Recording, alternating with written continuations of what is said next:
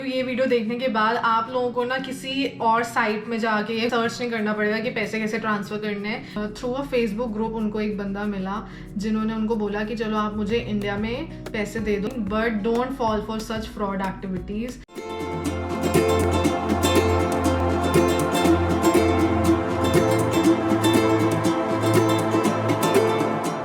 Hi guys, welcome back to my channel Sang Stories. I hope you all are doing good. So guys, आज मैं जिस topic के बारे में बात करने वाली हूँ वो बहुत ही इंपॉर्टेंट टॉपिक है for all the new immigrants who are planning to come to Canada. And जो आ चुके हैं वो डेफिनेटली एग्री करेंगे कि जब वो आने वाले थे तो इस टॉपिक के ऊपर बहुत रिसर्च करनी पड़ती है। So I will be talking about how to bring your money to Canada. तो जब हमें PR मिल गई थी उसके बाद जब पैसे की बारी आई कि मनी ट्रांसफ़र कैसे करना है, कैनेडा लेकर कैसे जाना है, तो हमने बहुत सारे ऑप्शन सर्च करे। So when you start searching for options कि कैसे हम बेस्ट वे में ट्रांसफ़र कर सकते हैं पैसे, तो बहुत सारे पॉइंटर्स होते हैं जो आप सोचते हो, जैसे कि कन्वर्जन रेट चेक करना पड़ता है from your home country to the country you are going to, in our case Canada. तो बेस्ट कन्वर्जन रेट आपको कहाँ से मिल रहा है, प्लस कहाँ पर टैक्सेस कम लग रहे हैं, फीस कहाँ पे सबसे कम लग रही है। तो सबसे इजी तरीका, हैंडी तरीका कौन सा है पैसे लेकर जाने का अपने साथ। तो ये सारे पॉइंटर्स दिमाग में होते हैं उस टाइम पे। बट आई एश्योर यू, ये वीडियो देखने के बाद आप लोगों को ना किसी और साइट में जाके या गूगल पे जाके सर्च नहीं करना पड़ेगा कि पैसे कैसे ट्रांसफ़र करने हैं, क्योंकि आपको एक क्लैरिटी मिल जाएगी दिमाग में that these are the best ways, और then you have to decide keeping in mind the positives and negatives of each way of transferring the money कि आपके लिए कौन सा ज़्यादा कन्वीनियंट है। So broadly there are 4 ways to transfer the money. सबसे पहला है कैश, नेक्स्ट है फॉरेक्स कार्ड, थर्ड है ट्रैवलर्स चेक एंड फोर्थ है wire transfer bank to bank. So the first way is cash. तो कैश में क्या होता है कि आप अपने यहाँ से अपनी होम कंट्री में अपने जो करेंसी में आप पैसे देते हो, ठीक है, एंड देन उसको कन्वर्ट करा लेते हो आप कैनेडियन डॉलर्स में, आप whichever country you are going to, right. ठीक है, कन्वर्जन रेट आपकी कंट्री में उस कंट्री का जितना मिल रहा होता है। जैसे इंडिया में हम जब आने वाले थे उस टाइम पे हमने जब चेक करा था तो अराउंड 62 रेट चल रहा था कन्वर्जन रेट। सो कैश में प्रॉब्लम ये होती है that first of all I feel it is unsafe to carry, क्योंकि आपको ट्रैवल करना है, कैश इधर से उधर हो गया, बाई चांस मिसप्लेस हो गया, कुछ हो गया, तो वो टेंशन रहती है। ठीक है, सेकेंड थिंग इज़ कि जब हम आ रहे थे उस टाइम पे अकॉर्डिंग टू द गाइडलाइंस तो कुछ $10,000 अलाउड थे पर फैमिली लेकर आना। अगर उसके ऊपर लेकर आते हो तो फिर वही कस्टम में डिक्लेयर करना पड़ता है, डॉक्यूमेंट्स दिखाने पड़ते हैं, तो वो काफ़ी प्रॉब्लमैटिक हो जाता है। तो इसलिए आई वुड रिकमेंड कि अगर आप कैश लेकर आ रहे हो, जब आप ट्रैवल कर रहे हो उस टाइम की गाइडलाइंस आप डेफिनेटली चेक कर लो वेबसाइट में जाकर जिस कंट्री में आप जा रहे हो उसकी, सो दैट यू नो कि कितना मैक्सिमम कितना मिनिमम कैश आप कैरी कर सकते हो अपने साथ, so that there is no issue while travelling. जब आप एयरपोर्ट आओ, लैंड करो, कस्टम में कुछ डिफिकल्टी ना हो, तो वो डेफिनेटली चेक कर लेना। बट आई डेफिनेटली फील थोड़ा बहुत कैश होना ज़रूरी है, क्योंकि स्टार्टिंग के छोटे मोटे जो खर्चे होते हैं, ठीक है, आप न्यू हो कंट्री में, बैंक अकाउंट नहीं है, डेबिट कार्ड, क्रेडिट कार्ड कुछ नहीं होगा, तो कैश अगर हाथ में होता है ना तो आप थोड़ा कॉन्फिडेंट फील करते हो खर्चों को लेकर। एयरबीएनबी या होटल तो चलो आप लोग अपनी कंट्री से बैठे बैठे वहाँ से पेमेंट कर दिया, आपने बुक कर दिया, बट उसके बाद खाना पीना, going for a coffee, going out, dinner, lunch, groceries, everything, ठीक है, उसके लिए कुछ तो कैश आपको चाहिए। सो मतलब कैश रिकमेंडेड भी है कि ठीक है, थोड़ा बहुत कैश आप गाइडलाइंस देकर जितना कैरी कर सकते हो उतना कैरी कर लो।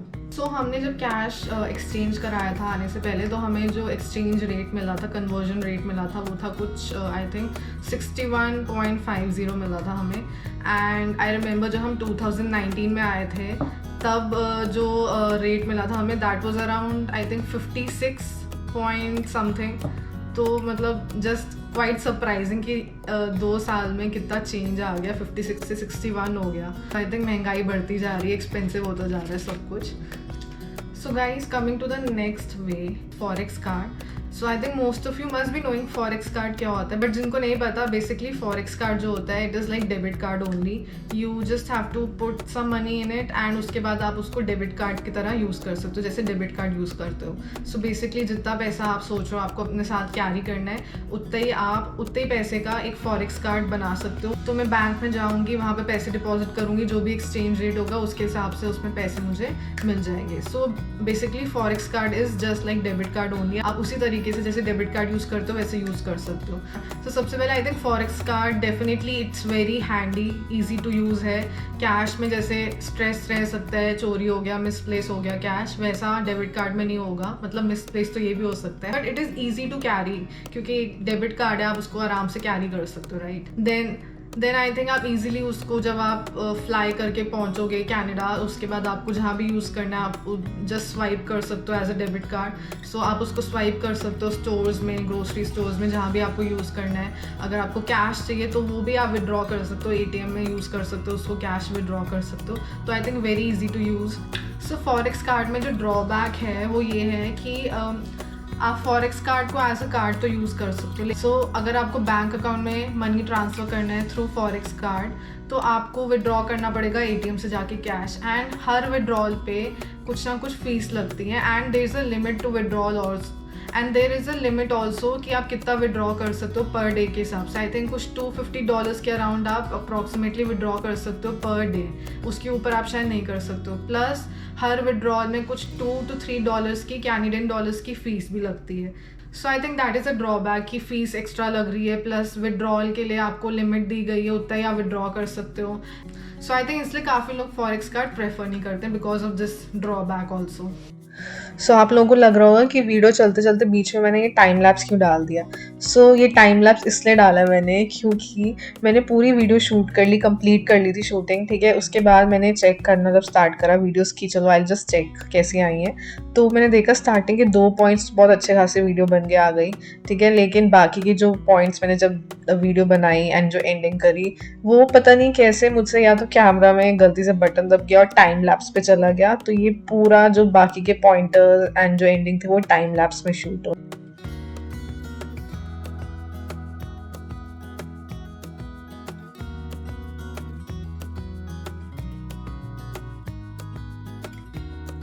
सो गाइज नेक्स्ट पॉइंट में जाने से पहले आई वुड लाइक टू से कि जब भी हम लोग ट्रांसफ़र करने के लिए बेस्ट पॉसिबल वेज रिसर्च कर रहे होते हैं, सर्च कर रहे होते हैं ना, तो कई बार क्या होता है हमें लगता है कि जहाँ पर हमें एक्सचेंज रेट लगता है ना कि चलो यहाँ से कम मिल रहा है तो इसके थ्रू हम मनी ट्रांसफ़र कर लेते हैं। जैसे फॉर एग्जांपल मेरा फ्रेंड है, तो उनको पैसे ट्रांसफ़र करने थे, and through a Facebook group उनको एक बंदा मिला जिन्होंने उनको बोला कि चलो आप मुझे इंडिया में पैसे दे दो एंड मैं कनाडा में आपको कैनेडियन डॉलर्स में वो कन्वर्ट करके पैसे आपको दे दूंगा जितना आप मुझे यहाँ पे दोगे।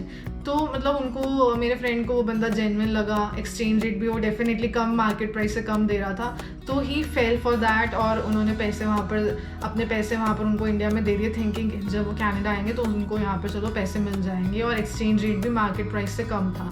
बट उसका क्या हुआ स्टोरी वो तो मैं बताती हूँ। First of all I would like to say कि ऐसी थोड़ा बहुत एक्सचेंज रेट कम ज़्यादा इधर उधर चलता है, but I would say officially और लीगली जो भी best possible way of transfer of money है ना, उसी के थ्रू आपको करवाना चाहिए। तो continuing with my friend story, तो basically he came to Canada, landed here, and वो बंदा एक्चुअली गायब ही हो गया था, फ़ोन नहीं उठा रहा था, स्विच ऑफ था फ़ोन, मिल ही नहीं रहा था।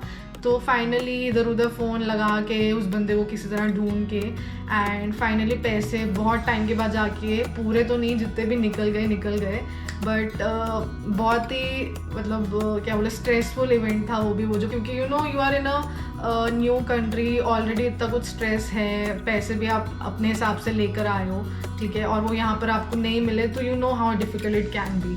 तो इसलिए थोड़ा बहुत एक्सचेंज या कन्वर्जन रेट ज़्यादा लग जाए, that is fine, but don't fall for such fraud activities. So now moving forward to the next point which is travellers cheque. So I think आप लोगों ने सुना होगा ट्रैवलर्स चेक भी, जिनको नहीं पता है, travellers check is like demand draft only, जैसे DD होता है ना वैसे ही होता है ट्रैवलर्स चेक। तो आप अपने बैंक में गए, वहाँ पर आपने चेक दिया या पैसे डलवाए, उसका आपको ट्रैवलर्स चेक मिल जाएगा। जैसे DD बनता है ना बेसिकली, वैसे आपको ट्रैवलर्स चेक बन जाएगा। And when you will land in Canada, तो आप अपना जब बैंक अकाउंट यहाँ पर खोल लोगे, आप वहाँ पर ये ट्रैवलर्स चेक सबमिट कर सकते हो, डिपॉजिट कर सकते हो। उसके डिपॉजिट करने के 3 to 10 वर्किंग डेज में money is processed in your bank account in Canada. So travellers cheque में एक तो कोई भी हिडन फीस नहीं होती, जैसे फॉरेक्स कार्ड में होती है। फॉरेक्स कार्ड में कुछ हिडन फीस लगती है जो ट्रैवलर्स चेक में नहीं लगती। Plus it is easy to handle, unlike cash में जैसे झंझट होते हैं, ट्रैवलर्स चेक ईजी है, जैसे DD है, you can carry it easily. So you know कई लोग क्या करते हैं, कम्प्लीटली एक ही वे में ट्रांसफ़र नहीं करते पैसे। जैसे एक ट्रैवलर्स चेक कैरी कर लेते हैं वो, जिसमें कुछ मनी होता है, एंड बाकी they carry forex card with them. तो पैसा डिवाइड हो गया, छोटे मोटे खर्चों के लिए they can use forex card and travellers cheque के through they can deposit money in the bank. So आप ऐसा भी कर सकते हो, ऑप्शन ये भी सही है। Moving on to the next point, which is wire transfer. So basically it is bank to bank transfer. So आप अपने इंडियन बैंक अकाउंट से पैसे ट्रांसफ़र कर सकते हो online internationally through wire transfer to your Canadian bank account. So guys, first of all this is 100% safe and इसमें कोई भी हिडन फीस नहीं होती है। Plus this will help you to boost your credit history in Canada. So आप wire transfer के through पैसे तभी ट्रांसफ़र कर सकते हो जब आपके पास आपका न्यू बैंक अकाउंट खुल चुका हो इन कैनेडा। सो जब आप लैंड करो कनाडा में तो आप डेफिनेटली 2-3 बैंक्स में, जैसे CIBC है, स्कॉशिया बैंक है, एक्सेट्रा एक्सेट्रा, तो आप 2-3 बैंक्स में कॉल कर सकते हो, आप विजिट कर सकते हो अपॉइंटमेंट लेकर। एंड देन वहाँ पर न्यू कमर ऑफर्स होते हैं, हर बैंक में आपको न्यू कमर ऑफर्स मिलेंगे। तो जहाँ पर भी आपको बेस्ट पॉसिबल न्यू कमर ऑफर मिलता है आफ्टर नेगोशिएटिंग, तो आप वहाँ पर अपना बैंक अकाउंट ओपन कर सकते हो। सो मैंने इसके ऊपर एक वीडियो भी बनाई हुई है, आप वो भी चेकआउट कर सकते हो जाके, कि हमने बैंक अकाउंट कहाँ पे खोला और हमने बैंक फाइनलाइज कैसे करा कि इसी बैंक में हमें अपना बैंक अकाउंट खोलना है। हमने जैसे CIBC में खोला अपना बैंक अकाउंट, तो हमने CIBC में क्यों खोला, CIBC का ऑफर हमें क्यों बेस्ट लगा। You can just go and check out that video, it will be really helpful to you. तो once you open your bank account in Canada, उसके बाद आप इजीली वायर ट्रांसफर के थ्रू पैसे ट्रांसफर करा सकते हो। प्लस इंडियन बैंक्स में जब आप पैसे ट्रांसफर करते हैं इंटरनेशनली, तो कुछ GST प्लस कन्वीनियंस चार्ज लगता है and it depends on bank to bank. हर बैंक में अलग अलग चार्जेस होते हैं। तो कई लोग क्या करते हैं कि अपनी होम कंट्री से बैठे बैठे ही कैनेडा या जिस कंट्री वो जा रहे हैं वहाँ पर बैंक अकाउंट ओपन कर लेते हैं बिफोर लैंडिंग। तो करने को आप वो भी कर सकते हो, बट आई वुड रिकमेंड कि आप अपना बैंक अकाउंट जिस कंट्री आप जा रहे हो, जैसे कनाडा अगर आप आ रहे हो तो यहाँ पर लैंड करने के बाद ही बैंक अकाउंट ओपन करो, सो दैट जब आप यहाँ पर आओगे 2-3 बैंक विजिट करोगे, कॉल पे बात होगी, you will get to know best deals आपको कौन से बैंक अकाउंट में मिल रही है। एंड देन जब आप फेस टू फेस बात करते हो, you can negotiate also. So for example हमें यहाँ पर CIBC में बैंक चार्जेस फॉर 1 ईयर नहीं पे करने हैं। इन कैनेडा आपको मंथली बैंक चार्जेस भी देने पड़ते हैं। सो जो हमें न्यू कमर ऑफर मिला, अंडर दैट हमें 1 ईयर तक कोई भी बैंक चार्जेस पे नहीं करने हैं।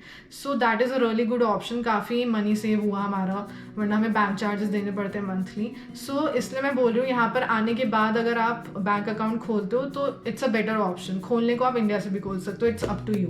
सो जनरली वायर ट्रांसफ़र के थ्रू अगर आप ट्रांसफ़र कराओ ना, तो कन्वर्जन रेट थोड़ा ज़्यादा होता है, but this is definitely 100% safe compare to other methods, और सबको ईजी भी लगता है ट्रांसफ़र करना। So I think guys these are the 4 ways जिसके थ्रू आप मनी ट्रांसफ़र कर सकते हो to Canada. So now talking about हमने मनी कैसे ट्रांसफ़र करें, तो हमने 2 तरीक़ों से मनी ट्रांसफ़र करा। First is cash and second is wire transfer bank to bank.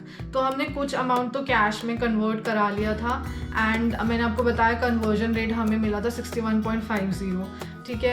And उसके बाद हमने सोचा बाकी का जो भी हमारा पैसा है वो हम वायर ट्रांसफ़र के थ्रू करवाएंगे। I think around 2 to 3 days लगते हैं प्रोसेस होने में उसको, और शो करने में आपके कैनेडियन अकाउंट में। तो हमारे केस में हमने 2-3 बैंक्स में कॉल करा था जहाँ पर हमारे अकाउंट थे। एक्सिस बैंक में हमें $62, सो एक्सिस बैंक में हमें $62 का कन्वर्जन रेट मिल रहा था, प्लस येस बैंक में अराउंड 62.10 का मिल रहा था, एंड ICICI में भी ऐसे कुछ 62 पॉइंट समथिंग का मिल रहा था। तो हमने देन जहाँ पर हमारा बैंक अकाउंट था वहाँ से हमने मनी ट्रांसफ़र करा लिया था। So I think that's about it. तो हाँ, बारिश हो रही है, अभी तो धूप आई हुई थी यार। ओके 1 सेकेंड गाइस, तो मैं आप लोगों को भी दिखाती हूँ। अभी तो इतनी तेज़ धूप थी, अभी अचानक से बारिश कैसे हो रही है I don't know. Okay let me show you the weather outside.